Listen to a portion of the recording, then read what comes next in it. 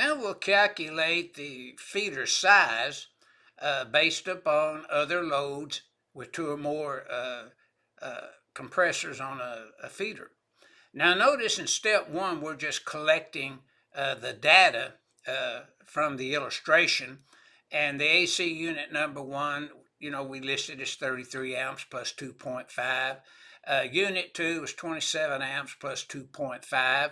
And the third unit was 21 amps plus 2.5. And then the other loads was 65.6 amp. Now, step 2, we perform the calculation with the requirements outlined in 440.34 as well as 215.2A1A. So we take the largest unit in step 1 of 33 amps times 125% plus 2.5. The other two units we add in at 100%, so it'd be 27 plus 2.5, 29.5.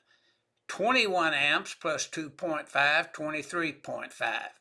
Now, since the 65.6 amp load was continuous, we take 125% of that total, coming up with 82 amps. Now, not being repetitious too much, I don't think, we would review Article 100 for continuous load, and any load that we consider could operate for 3 hours or more, then we would consider that continuous operation of such load. Now, step 3, we are given the command to take the total amps that we added up in step 2, which when we added all that up was 178.75 amps, if you review the step 2 with me.